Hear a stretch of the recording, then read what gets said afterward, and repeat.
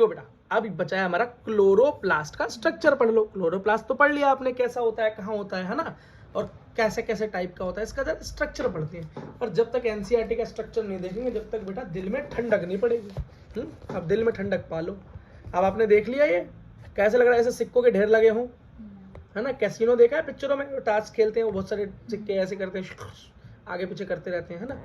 अब ये उसी की तरह स्ट्रक्चर है। अब बेटा इसको मैं थोड़ा सिंप्लीफाई करके आपको समझा रहा हूँ, यही मेरा तरीका है बेटा। टेंशन ले लेने का ये नहीं आता है, ऐसे नहीं पूछा जाता है, बस इसके बारे में पूछा जाता है। देखो ये देखो मैंने एक मस्त क्लोरोप्लास्ट का स्ट्रक्चर बनाया। सबसे बाहर आउटर मेम्ब्रेन है, समझ में आ गया। अंदर वाली इनर मेम्ब्रेन है, समझ में आ गया। अंदर बेटा जो आपको ये डॉट डॉट बड़े बड़े स्ट्रक्चर दिखाई दे रहे हैं, गोल गोल, ये है राइबोसोम। इसका राइबोसोम कैसा होता है, 70X होता है, 70S होता है, बता दिया मैंने। ठीक बेटा। अब यहाँ पर एक स्ट्रक्चर दिखाई दे रहा है आपको जिससे बहुत सारे सिक्के एक दूसरे के ऊपर रखे हों।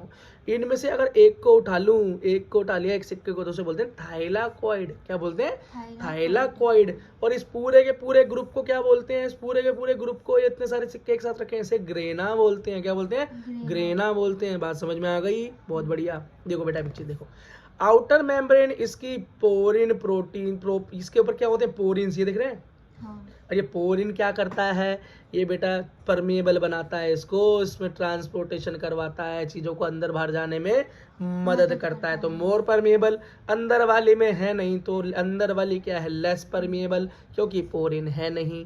अगला देखो बेटा, ये स्ट्रोमा क्या है, तो ये जितनी भी अब जगह बची है ये स्ट्रोमा है। और यहाँ पर क्या पड़ा हुआ है, यहाँ पर अभी बताता हूँ, जेनेटिक मटेरियल पड़ा हुआ है। अगला देखो क्या पड़ा हुआ है, सर्कुलर डीएनए। ये क्या है बेटा, सर्कुलर डीएनए।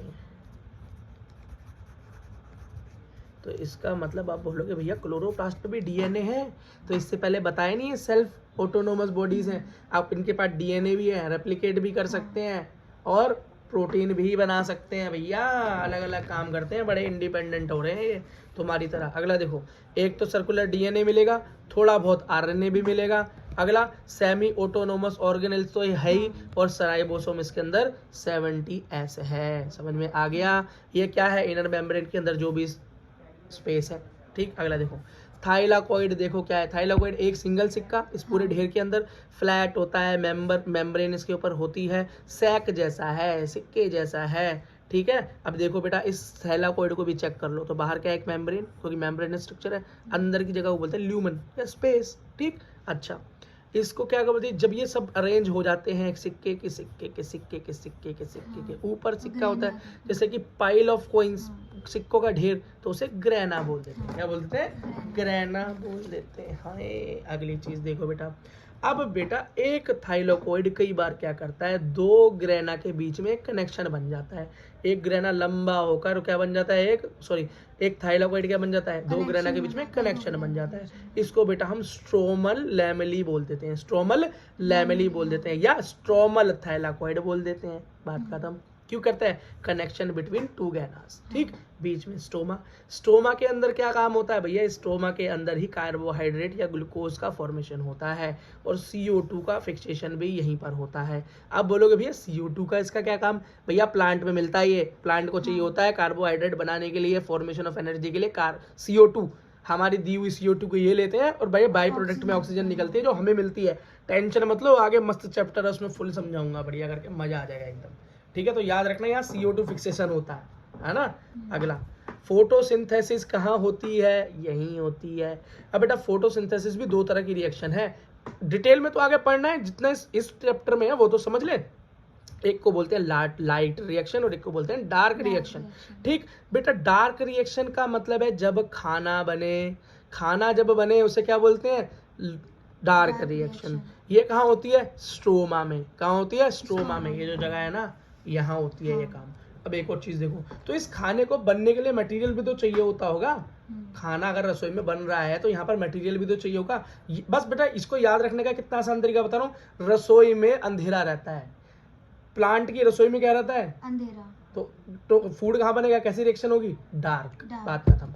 अब बेटा दूसरा क्या है, हमें सामान चाहिए, तो लाइट रिएक्शन होती है, उसको बोलते हैं वो होती है कहाँ, ग्रैना में होती है। क्या होती है? ग्रैना में, है ना। अब इसके अंदर क्या है बेटा, क्योंकि पिगमेंट प्रेजेंट है, क्लोरोफिल है ना, कई तरह के पिगमेंट है, आगे और पढ़ेंगे, आप क्लोरोफिल को ध्यान रखो। अगला, यहाँ पर बेटा एनर्जी की फॉर्मेशन होती है, एटीपी, NADPH, तो बेटा इन्हीं का यूज करते हैं, यही जाते हैं कहाँ, हमारी रसोई में, हमारे डाइट रिएक्शन होने स्ट्रोमा में, और वहां पर बनता है भोजन। बात खत्म, ठीक है। बाकी इसकी डिटेल आगे पढ़ेंगे हम, टेंशन लेने का नहीं।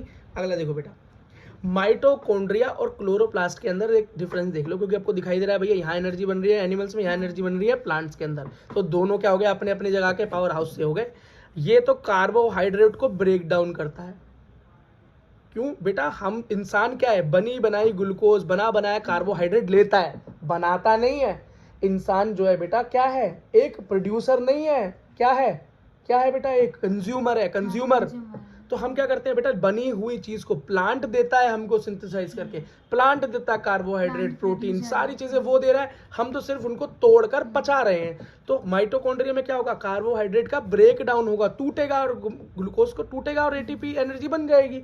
लेकिन बेटा क्लोरोप्लास्ट के अंदर तो अलग से मिलता नहीं, बनाना पड़ता है, तो वहां पर कार्बोहाइड्रेट की सिंथेसिस होती है, एटीपी की सिंथेसिस होती है। और एटीपी कहाँ बनती है एनर्जी, लाइट रिएक्शन में एटीपी बनती है, और फूड डार्क रिएक्शन में पड़ता है।